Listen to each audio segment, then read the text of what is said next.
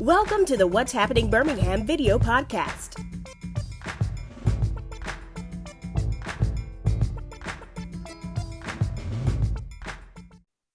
Hello, everyone. This is Jarvis Scott with What's Happening Birmingham. I'm back again with Bryant Turner, local real estate agent here in Birmingham, Alabama. Want to bring him back for a bonus segment because, of course, this real estate market is very hot. Everybody's buying a home, but people are selling their home right now. And I want to bring him on to kind of talk about this process real quick. So, Bryant, thanks for coming back on again. Yes, sir. Thanks for having me. Great. So, what's the first thing a person needs to do before they put their house on the market? First thing a person needs to do before they put their house on the market is contact an agent. Whether you're going to use them or not, get an agent in your house to check it out and give you feedback of what they think should be done for you to get top dollar. Mm-hmm. That's crucial. Basically, it's a first impression. First impressions last a lifetime. So when that buyer's walking there for the first time, the last thing you want is some kind of smell that you can't smell anymore. Where you have a pet or something that's, lingering odor in the house.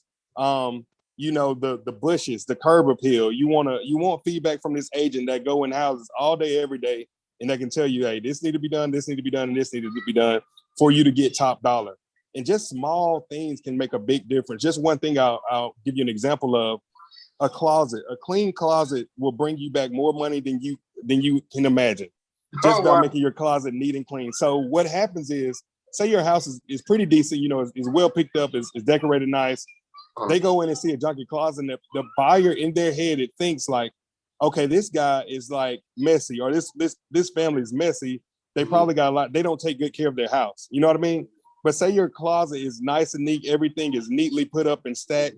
They're gonna say, if they're this, what's the word? I can't think of it. If they're this like anal with their clothes, they're gonna be strict on their house. They'll feel more comfortable buying their house just because they think that you taking well care of their house, just because you keep your closet neat and clean. So that's something small that go a long way. Flower pots by the front door, fresh flowers go a long way. Will help bring you back more money than you can imagine. So those two little things are big key, points of selling a house. So would you agree with staging in a way?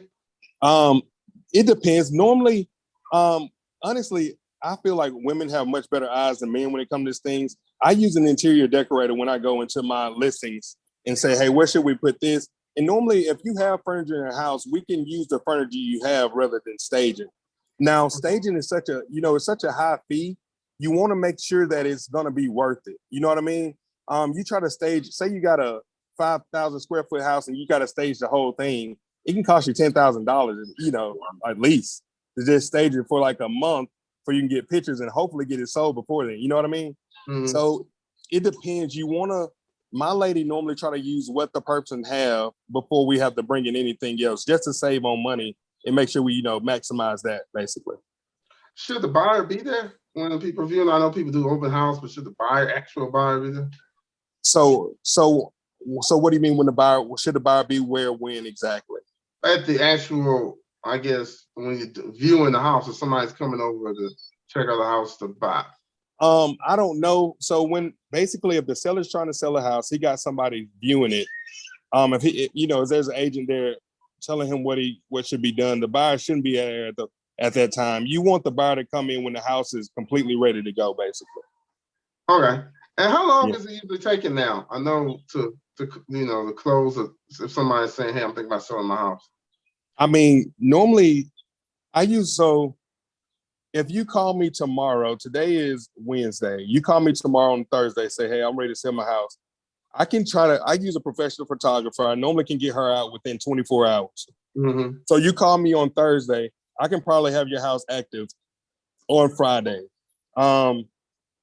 If it's ready to go. If it's not, if I walk through and say, hey, nothing need to be done, we can take pictures today and get this thing sold. Mm-hmm. If I put your house on the market Friday and it's priced right, it should be sold by Sunday. If it's priced right. If it's priced too high, it might take it a couple weeks. If it's priced way too high, it might not sell at all. It depends. Wow. Yeah. So, that pricing is crucial also. But if I put it on Friday, if it's priced right, it should be sold by Sunday. So if it's or under contract by Sunday, if it's under contract by Sunday, you should be ready to move out within 30 days. If it's cash, you can, depending on what your schedule is, where you're going and stuff like that, you can be out within 15 days, So pretty quickly. So do you advise your clients if they're selling like with the offer process, once the offers get in, to kind of advise them on which the best offers to entertain? Yes.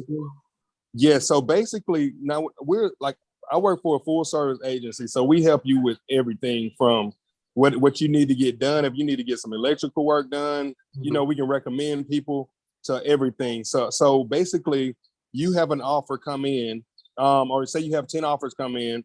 I'm gonna go through each one with you and I'm gonna say, hey, this is what, these are the pros and cons to them. And I'll let you know, like, hey, this is probably where I would lean. But ultimately they have the last decision. What do you want to do? But I'll definitely give them the pros and cons of each. I'm going to give them a net sheet for each. And honestly, sellers today normally are looking at that bottom line. Where's my bottom line number? Mm-hmm. Who's the highest and how quickly can we get that done? And what's the odds of it getting done? And that's what sellers are looking for normally, is that, money talks right now. So, but, every now and then, and that's when the experience come in with the realtor. A lot of these cash buyers, they'll put a good price out there and then they'll just try to work you right back down during the inspection time. You know what I mean? Oh, wow. So say it's 220, they'll offer 240 cash and we'll close in 15 days, continue on inspection. Then they'll come in and say, oh, your square footage is off. You got a dent right here. The paint is bad. The carpet needs changing. So we're going to offer you 218. You know what I mean? Oh, wow. So basically that's when the experience come in of the realtor who's dealing with these people every day, to show you, hey, I would be weary of this. Check out for this. Just give you the actual facts, basically, to make the best decision. Okay, so I know this is 2021 while we're recording this video.